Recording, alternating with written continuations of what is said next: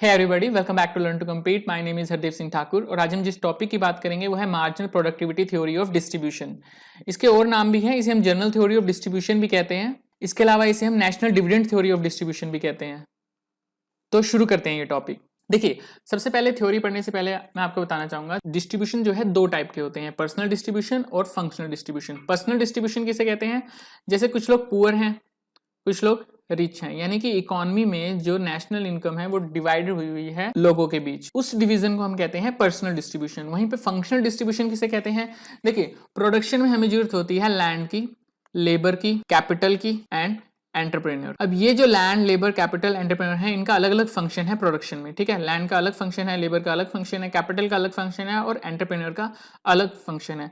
अब इनके फंक्शन के हिसाब से इनके बीच में डिस्ट्रीब्यूशन जो किया जाता है, इनको जो प्राइस दिया जाता है, जैसे लैंड को रेंट दिया जाता है, लेबर को वेज दी जाती है, कैपिटल को इंटरेस्ट दिया जाता है और एंटरप्रेन्योर को प्रॉफिट दिया जाता है। तो ये जो डिस्ट्रीब्यूशन होगा ये किस बेस पे होगा, ये हम पढ़ते हैं marginal productivity theory of distribution में। यानी कि अगर हम लेबर को वेज दे रहे हैं तो वो किस अकॉर्डिंग दी जाएगी, लैंड को अगर रेंट दे रहे हैं तो वो किस अकॉर्डिंग दिया जाएगा, कैपिटल को इंटरेस्ट किस अकॉर्डिंग दिया जाएगा और एंटरप्रेन्योर को प्रॉफिट किस अकॉर्डिंग दिया जाएगा। ये हम पढ़ते हैं फंक्शनल डिस्ट्रीब्यूशन में। तो ये marginal productivity theory of distribution जो है वो फंक्शनल डिस्ट्रीब्यूशन की बात करती है। ओके, अब ये जो marginal productivity theory of distribution है इसका सबसे पहले यूज किया गया था टी.एच. वॉन थुने ने। 1926 में इन्होंने इसका यूज किया था। उसके बाद अलग अलग इकोनॉमिस्ट ने इस थ्योरी का यूज किया, जैसे कि रिकार्डो और वेस्ट ने इसका यूज किया था। लेकिन प्रॉब्लम ये थी, रिकार्डो और वेस्ट ने जो यूज किया था वो इन्होंने यूज किया था लैंड के कंटेक्स्ट में। इन्होंने यहाँ पे सिर्फ लैंड की बात करी थी। अगर आपने रिकार्डो थ्योरी ऑफ रेंट पढ़ी है तो उसमें भी आप इस बारे में पढ़ सकते हैं। अब इसके बाद आए थे हमारे पास J B. Clark, Jevons, Wicksteed, Walras, Marshall and Hicks. इन सब ने भी इस marginal productivity theory of distribution की बात करी थी। जे.बी. क्लार्क की एक बुक आई थी जिसका नाम था द डिस्ट्रीब्यूशन ऑफ वेल्थ। उसमें इन्होंने बात करी थी marginal productivity theory of distribution की और इसमें इन्होंने बात करी थी वेजेस की, कि वेजेस कैसे लेबर को डिस्ट्रीब्यूट किए जाते हैं। अब यहाँ पे marginal productivity theory of distribution में हम वेजेस की बात करते हैं, यानी कि लेबर को उसका प्राइस किस हिसाब से दिया जाता है। मार्जिनल प्रोडक्टिविटी थ्योरी में हम लेबर की बात कर रहे हैं, लेकिन इसी का यूज हम कैपिटल के लिए भी कर सकते हैं, इसी का यूज हम लैंड के लिए भी कर सकते हैं और इसी का यूज हम एंटरप्रेन्योरशिप के लिए भी कर सकते हैं। बट यहाँ पे हम जो जिस कंटेक्स्ट में बात करेंगे वो है लेबर और वेजेस। तब देख लेते हैं थ्योरी क्या कहती है। ये थ्योरी कहती है कि अंडर परफेक्ट कंपटीशन, यानी कि अगर प्रोडक्ट मार्केट और फैक्टर मार्केट, प्रोडक्ट मार्केट यानी कि जो फर्म प्रोडक्ट बना रही है वो उस प्रोडक्ट को बना के जहाँ पे सेल कर रही है वो मार्केट, और फैक्टर मार्केट यानी जहाँ से वो फैक्टर खरीद रही है, लेबर खरीद रही है, लैंड खरीद रही है, ठीक है, वो मार्केट, दोनों में क्या है, परफेक्ट कंपटीशन है।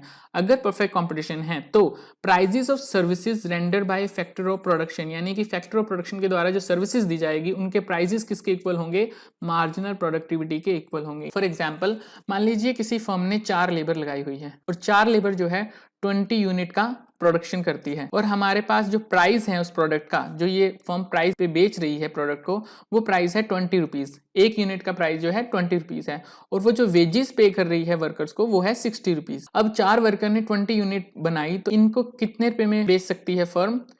400 रुपीज में, ठीक है, ये फर्म्स को मिलेगा।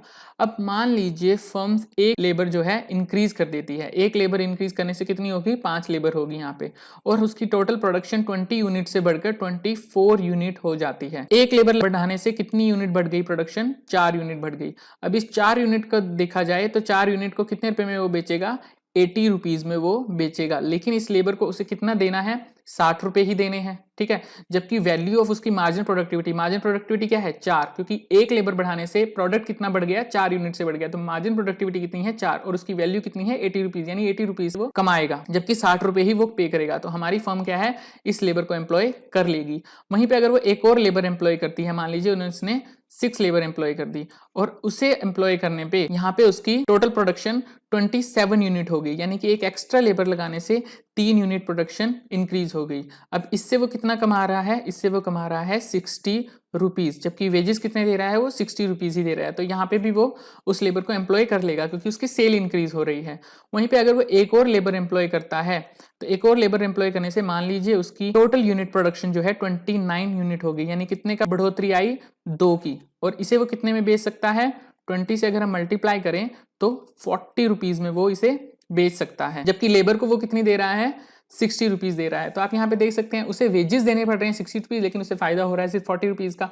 तो यहाँ पे वो प्रोडक्शन नहीं करेगा, यहाँ पे यानी कि वो एक्स्ट्रा लेबर नहीं लगाएगा। वो कब तक लेबर एम्प्लॉय करेगा? जब तक उसके वेजेस जो हैं मार्जिनल प्रोडक्ट के इक्वल नहीं हो जाते। जब उसकी मार्जिनल प्रोडक्ट जो है वो कम हो गया वेजेस से, यानी कि जो उसे मुनाफा हो रहा है वो कम हो गया वेजेस से, वेजेस ज़्यादा दे रहा है, मुनाफा कम हो रहा है, तो वहाँ पे वो प्रोडक्शन बंद कर देगा। तो जब वेजेस मार्जिनल प्रोडक्ट के इक्वल हो जाते हैं, इसके बाद वो और लेबर एम्प्लॉय नहीं करेगा। ये हमारी कहती है marginal productivity theory of distribution. अब यहाँ पे आप देखेंगे कि जो ये मार्जिनल प्रोडक्ट है, एक एक्स्ट्रा यूनिट लगाने से जो हमारा मार्जिनल प्रोडक्ट बढ़ रहा था, उसकी वैल्यू हमने कैसे निकाली थी?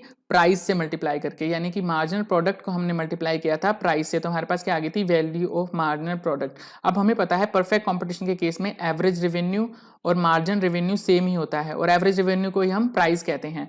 तो चाहे इसे एवरेज रेवेन्यू से मल्टीप्लाई कर लीजिए, चाहे मार्जिनल रेवेन्यू से मल्टीप्लाई कीजिए, बात सेम ही है, क्योंकि हम परफेक्ट कंपटीशन की बात कर रहे हैं। जब हम परफेक्ट कंपटीशन की बात नहीं कर रहे होंगे, तो मार्जिनल प्रोडक्ट को अगर हम एवरेज रेवेन्यू से मल्टीप्लाई करें, तब उसे हम कहते हैं वैल्यू ऑफ मार्जिनल प्रोडक्ट, और जब हम मार्जिनल प्रोडक्ट को मार्जिनल रेवेन्यू से मल्टीप्लाई करें तो उसे हम कहते हैं मार्जिनल रेवेन्यू प्रोडक्ट। अब क्योंकि यहाँ पे इम्परफेक्ट कंपटीशन में इन दोनों की वैल्यू अलग अलग होती है, तब हम इन दोनों की वैल्यू भी अलग अलग हो जाएगी। अब यहाँ पे हम सिर्फ परफेक्ट कंपटीशन की बात कर रहे हैं, इसलिए हम इतने ज़्यादा चक्कर में नहीं पड़ेंगे। इसकी हम बात करेंगे जब हम नेक्स्ट वीडियो में करने वाले हैं कि जब फैक्टर मार्केट में इम्परफेक्ट कंपटीशन है लेकिन प्रोडक्ट मार्केट में परफेक्ट कंपटीशन है, या फिर फैक्टर मार्केट में परफेक्ट कंपटीशन है, प्रोडक्ट मार्केट में इम्परफेक्ट कंपटीशन है, उस टाइम हम बात करेंगे वैल्यू ऑफ मार्जिन प्रोडक्ट और मार्जिन रेवेन्यू प्रोडक्ट में क्या डिफरेंस है। अभी आपको वो जानने की जरूरत नहीं है, अभी बस आप इतना जान लीजिए कि परफेक्ट कंपटीशन में प्राइजेस जो हैं फैक्टर ऑफ प्रोडक्शन के, वो उनकी मार्जिनल प्रोडक्टिविटी पे डिपेंड करते हैं। अब यहाँ पे हम लेबर की बात कर रहे हैं, तो वेजेस किस पे डिपेंड करेंगे? Marginal productivity of labour. अगर हम कैपिटल की बात कर रहे होते तो कैपिटल का इंटरेस्ट किस पे डिपेंड करता? मार्जिनल प्रोडक्टिविटी ऑफ कैपिटल पे। वहीं पे हम लैंड की बात कर रहे होते तो लैंड का रेंट किस पे डिपेंड करेगा? मार्जिनल प्रोडक्टिविटी ऑफ लैंड पे। ठीक है, तो ये अलग अलग फैक्टर्स के लिए अप्लाई हो सकती है marginal productivity theory of distribution. अब अगर हम इसे फिगर के थ्रू देखें तो ये हमने एक्स एक्सिस पे लिया क्वांटिटी ऑफ लेबर, और यहाँ पे वाई एक्सिस पे लिया हमने मार्जिनल प्रोडक्ट। ये हमारा मार्जिनल प्रोडक्ट कर्व है जो डाउनवर्ड स्लोपिंग है। Marginal product curve downward sloping क्यों है? देखिए, जब हमने पहली एक्स्ट्रा यूनिट लगाई थी तो उसने हमें 4 यूनिट एक्स्ट्रा दी थी। जब हमने दूसरी लेबर एक्स्ट्रा बढ़ाई थी तो उसने हमें 3 यूनिट दी थी। जब हमने तीसरी लेबर बढ़ाई थी तो उसने हमें सिर्फ 2 ही यूनिट एक्स्ट्रा दी थी। ऐसा क्यों हो रहा था?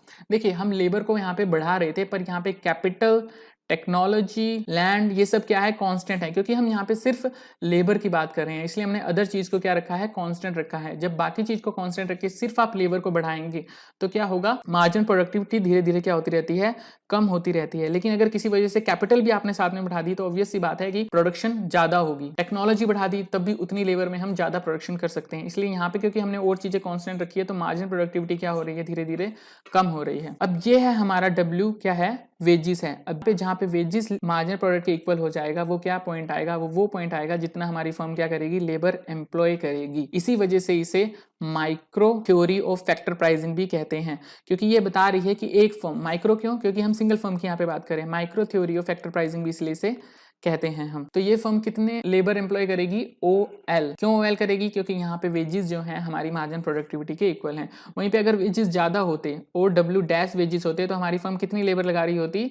इतनी लेबर लगा रही होती, OL डैश। ठीक है, इसी तरह अगर वेजेस कम होते यानी कि OW डबल डैश होते तो हमारी लेबर कितनी लग रही होती? OL double dash. ठीक है, यानी कि अगर वेजेस कम होंगे तो लेबर ज़्यादा एम्प्लॉय करेगी, क्योंकि यहाँ पे मार्जिनल प्रोडक्ट वेजेस के इक्वल कहाँ है? इस पॉइंट पे।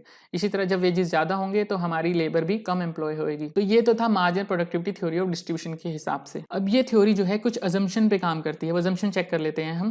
देखिए, पहली अजम्पशन ये है कि total supply of labour available for employment in whole economy is given and constant, यानी कि जो टोटल इकोनॉमी में लेबर है वो गिवन है और कॉन्स्टेंट है, और ये कॉन्स्टेंट रहेगी। यानी कि इकोनॉमी में पॉपुलेशन चेंज नहीं हो रही है, पॉपुलेशन हमारी कॉन्स्टेंट है, लेबर फोर्स हमारी कांस्टेंट रहने वाली है। इसे हम कहते हैं average supply curve of labour is perfectly inelastic, क्योंकि इसमें लेबर सप्लाई का कोई भी रोल नहीं है। तो डिमांड एंड सप्लाई कर्व का यहाँ पे कोई रोल नहीं दिया है। लेबर की डिमांड और सप्लाई यहाँ पे इंटरेक्ट नहीं करे, क्योंकि सप्लाई तो हमारी कांस्टेंट दी हुई है। सेकंड है यहाँ पे कांस्टेंट कैपिटल, कैपिटल हमने कांस्टेंट रखी है। Constant technique of production.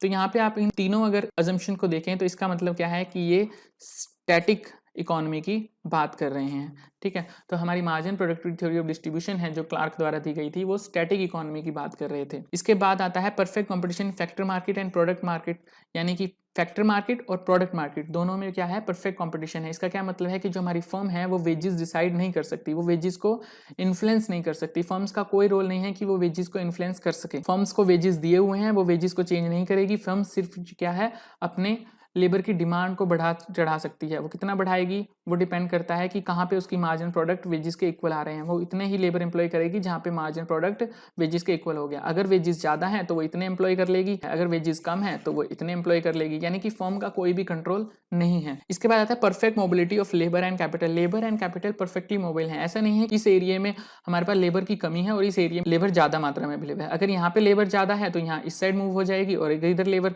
ज़्यादा है तो वो इधर मूव हो जाएगी। मतलब कि लेबर और कैपिटल है हमारे परफेक्टली मोबाइल हैं। लेबर आर होमोजीनियस, लेबर जो है हमारी होमोजीनियस है। इसका क्या मतलब हुआ, इसका मतलब है कि मान लीजिए अगर किसी ने 1 यूनिट लेबर बढ़ाई, वो हमें 2 ही यूनिट एक्स्ट्रा प्रोडक्शन करके दे रही है, क्योंकि अगर वो लेबर मान लीजिए लेजी है, बहुत ज़्यादा आलसी बंदा हमने लगा लिया, वो 2 यूनिट की प्रोडक्शन कर रहा है, और दूसरी लेबर हमने जब इंक्रीज करी तो जो बंदा हमें मिला वो बहुत ज़्यादा मेहनती है और वो 4 यूनिट की प्रोडक्शन करी। तो आप कहेंगे सर ये तो मार्जिन प्रोडक्टिविटी बढ़ गई घटने की बजाय, आप तो कह रहे थे घटती है। अब इसका क्या मतलब है कि लेबर यहाँ पे होमोजीनियस है, मतलब कि ऐसा नहीं है कि एक बंदा आलसी मिल गया और उसके बाद जो दूसरा मिला वो बहुत ज्यादा मेहनती है, ऐसा नहीं होगा। लेबर एक जैसी है, लेबर में कोई भी डिफरेंस नहीं है। उसके बाद नेक्स्ट है government does not interfere in wage agreement of labour, यानी कि गवर्नमेंट का कोई भी रोल नहीं है वेजेस को बढ़ाने में या घटाने में। तो ये सब थी अजम्पशन मार्जिन प्रोडक्टिविटी थ्योरी की। अब ये मार्जिन प्रोडक्टिविटी थ्योरी जो है वो बहुत जगह पे क्रिटिसाइज भी हुई थी। क्रिटिसाइज होने का क्या कारण था, देखिए पहला रीजन ये था कि परफेक्ट कंपटीशन अनरियलिस्टिक अजम्पशन है। परफेक्ट कंपटीशन जो है हमें पता है कि आइडियल कंडीशन होती है और वो एग्जिस्ट नहीं करती रियल वर्ल्ड में, ठीक है, ना ही प्रोडक्ट मार्केट में ना ही फैक्टर मार्केट में। सेकंड है margin productivity theory can not explain the reward for the factor used in fix proportion. इसका क्या मतलब हुआ, देखिए मान लीजिए हमने एक कैपिटल लगाई, यानी कि एक मशीनरी लगाई जिसपे सिर्फ 2 लेबर काम कर सकती है, ओके। अब अगर आप लेबर को बढ़ा रहे हैं, 4 लेबर कर रहे हैं, तो आपको क्या करना पड़ेगा, एक मशीन भी बढ़ानी पड़ेगी, एक कैपिटल भी इंक्रीज करनी पड़ेगी। अगर आप 2 लेबर और लगा रहे हैं तो आपको एक मशीन और लगानी पड़ेगी, क्योंकि इस मशीन पे तो जी 2 ही लेबर काम कर सकती है। तो यानी कि अगर फिक्स प्रोपोर्शन में कुछ फैक्टर यूज होते हैं, यानी कि एक कैपिटल के साथ 2 लेबर अगर फिक्स प्रोपोर्शन में ही यूज होते हैं, तब उनको किस हिसाब से प्राइस दिया जाएगा, ये मार्जिन प्रोडक्टिविटी थ्योरी नहीं बताती, क्योंकि यहाँ पे सिर्फ लेबर बढ़ा रहे हैं तो बाकी चीजें कांस्टेंट रखनी पड़ेगी, अगर सिर्फ कैपिटल बढ़ा रहे हैं तो बाकी चीजें कांस्टेंट रखनी पड़ेगी। तो मार्जिन प्रोडक्टिविटी थ्योरी इस चीज को एक्सप्लेन नहीं करती। इसके बाद आता है margin productivity theory neglect the role of labour union in influencing the wage rate. Margin productivity theory इस चीज को नेग्लेक्ट कर दिया कि लेबर यूनियन का भी रोल होता है वेज रेट को डिसाइड करने में, यानी कि लेबर यूनियन चाहे तो वेजेस को बढ़ा सकती है, लेबर यूनियन चाहे तो वेजेस को घटा सकती है। इसके बाद अगला है margin productivity theory neglect the supply side of factor pricing. देखिए हमें क्या दिया गया है, हमें दिया गया है कि लेबर की जो सप्लाई है वो गिवन है और कांस्टेंट है, यानी कि average supply curve of labour is perfectly inelastic, यानी कि अगर यहाँ पे हमारे पास वाई एक्सिस पे वेजेस हैं और यहाँ पे हमारी लेबर है, तो लेबर की एवरेज सप्लाई कर्व ऐसे है, यानी कि वेजेस आप जितने मर्जी बढ़ा लो घटा लो, हमारी लेबर की सप्लाई टोटल जो है वो इनइलास्टिक है, वो कांस्टेंट है, यानी कि डिमांड और सप्लाई का कोई रोल नहीं है। जो भी रोल है वो किसका है, मार्जिनल प्रोडक्टिविटी का। लेकिन मार्शल और हिक्स जो आए, मार्शल और हिक्स ने जो अपना वर्जन दिया था मार्जिन प्रोडक्टिविटी थ्योरी का, उन्होंने कहा था कि सप्लाई परफेक्टली इनइलास्टिक नहीं होती, सप्लाई क्या होगी, इलास्टिक होगी, यानी कि ऐसे होगी। तो वेजेस जो हैं, margin productivity theory labour decide जरूर करेगी, पर वेजेस जो डिसाइड किए जाएंगे, वेजेस डिसाइड करेंगे सप्लाई और डिमांड कर्व। तो मार्जिन प्रोडक्टिविटी थ्योरी ने सप्लाई साइड को नेग्लेक्ट कर दिया था, सिर्फ डिमांड साइड को ही देखा था। तो आई होप आप लोगों को समझ में आ गया होगा। नेक्स्ट वीडियो में हम जो बात करने वाले हैं वो हम बात करने वाले हैं कि factor pricing different market condition में कैसे होती है, यानी कि अगर फैक्टर मार्केट में हमारे परफेक्ट कंपटीशन है जबकि प्रोडक्ट मार्केट में इनपरफेक्ट कंपटीशन है, तब कैसे फैक्टर प्राइसिंग होगी, और अगर फैक्टर मार्केट में इनपरफेक्ट कंपटीशन है जबकि प्रोडक्ट मार्केट में परफेक्ट कंपटीशन है, तब हमारी फैक्टर प्राइसिंग कैसे होगी। तो मिलते हैं नेक्स्ट वीडियो में, तब तक बी सेफ, कीप लर्निंग। जय हिंद, धन्यवाद।